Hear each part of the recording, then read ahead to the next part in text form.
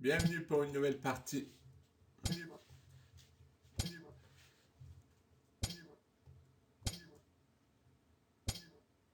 Hmm. Maintenant, tout le monde me joue cette variante. Hein. Permanence.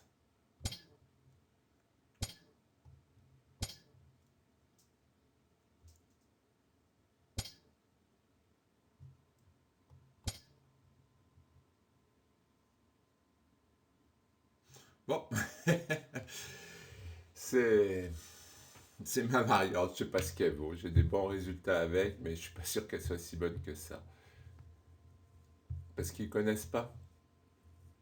Que en blitz, c'est un peu dur de trouver des coups, mais il suffit en fait d'attaquer la faiblesse, là, de jouer tour C8 et faut déjà qu'il trouve une case pour s'en foutre. J'aime bien ce jeu du chat et de la souris. Mais je crois qu'il y a un moment, il faut que je joue C4, quoi, parce que je joue pas assez C4. Et il a un petit bonhomme. Hop, je sais pas ce que c'est. Je sais qu'il y a certaines émoticônes, c'est parce qu'ils sont donateurs. Oh là, qu'est-ce que j'ai fait? Bon, voilà, il a joué. Il a renoncé à sortir son fou.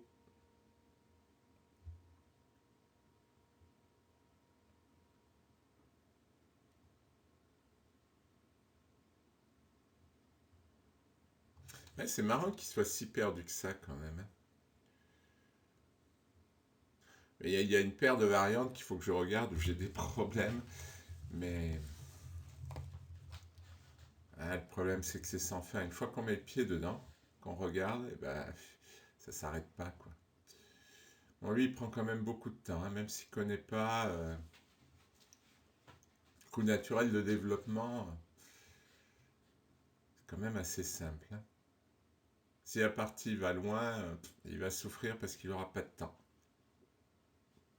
Pourtant, les premiers coups, il les a joués vite. Donc, c'est pas un joueur lent. Certains s'en sortent pas, quoi, du temps. Là, par exemple, Roquet, quand il joue fou au 7, ou même quand il a joué au 6, il a passé du temps à réfléchir. Il doit connaître le plan. Enfin, il a dû se fixer un plan, là. Pourquoi après fou au 7 alors qu'il va roquer? Moi, je vous le dis, il va roquer. Et donc, voilà. Pourquoi il met tant de temps que ça pour, pour un coup que j'annonce une seconde après qu'il ait joué son dernier coup.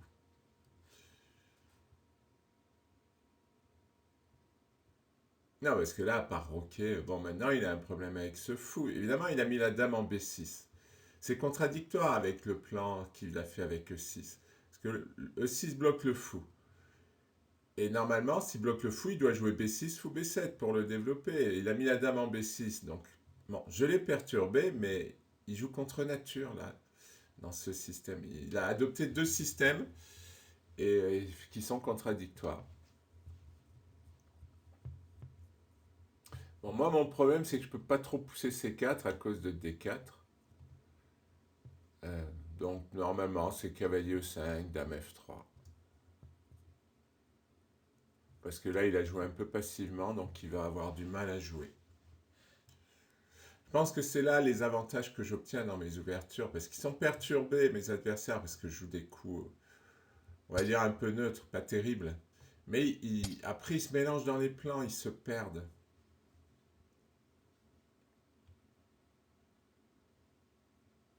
Là, il y a des coups comme Dame A5 qu'il aurait pu faire. Hein. Bon, après, jouer B6, c'est vrai. Mais, mais ça me pose problème sur cette faiblesse. Je dois reconnaître que cette faiblesse, ça me pose pas mal de problèmes quand même.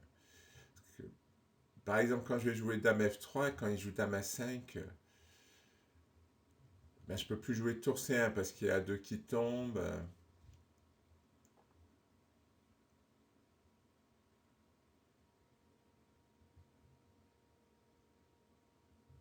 Là, j'ai une petite menace sur D7 qui doit défendre. Regarde, il est déjà à 6, il a déjà utilisé la moitié de son temps et moi, j'ai rien utilisé. C'est pas parce que je joue trop vite, hein, parce que là, je joue des coups bon, un peu habituels. Comme j'ai un peu plus d'élo que lui, il doit avoir aussi un peu peur, donc il se dit que je connais bien, qu'il faut qu'il réfléchisse.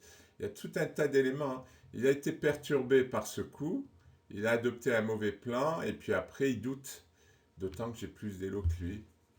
Bon, après, voilà, ça c'est le bon coup. Ça c'est le bon coup. Peut-être je pourrais faire passer cette tour-là.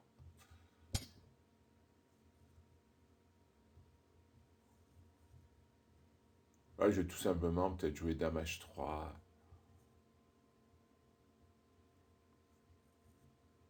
Plan basique, l'attaque sur le roc. Alors après, si j'envoie ma tour là, eh ben, elle ne participera pas à l'attaque. Ah oui, oui. Là, ça m'intéresse cet échange parce que je vais avoir une défense indirecte avec menace de sacrifice. Ça, c'est pas mal. On dirait tant qu'il n'a pas échangé, eh ben, il ne peut pas attaquer là. Mais moi, je suis assez pour Dame A5. Parce que ça m'oblige à jouer tour C1 qui est pas terrible. Avant d'échanger en D4. Alors, oui, il veut attaquer là. Pas de souci. J'ai ma protection indirecte. Déjà, je pourrais même mettre celle-là, hein.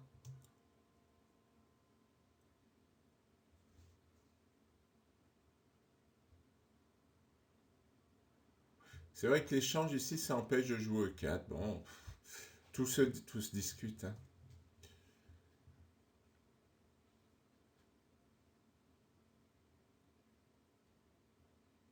Maintenant qu'il a mis le cavalier à 5, en fait, il peut plus jouer, il peut plus attaquer. Ça, c'est embêtant. Parce que maintenant, s'il joue H6, euh, je pense que je peux sacrifier.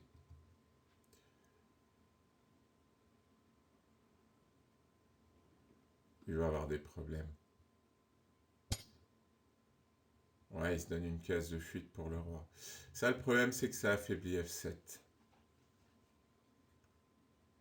Vous voyez, déjà, je peux faire cavalier prendre D7. Et il a H7 qui saute. Bah, il perd même une pièce. Parce qu'en fait, s'il reprend, il y a mat.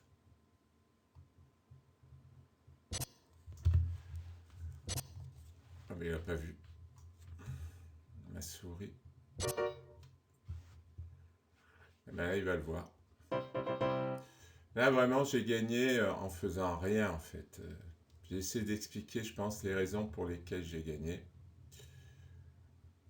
Mais c'est, je pense, deux ressorts psychologiques et le fait que je connaisse bien mon système. On me demande souvent pourquoi je joue toujours la même chose. Et ben, voilà la raison. Parce qu'en connaissant bien le système. Voilà, 2251, objectif atteint. Merci pour votre attention.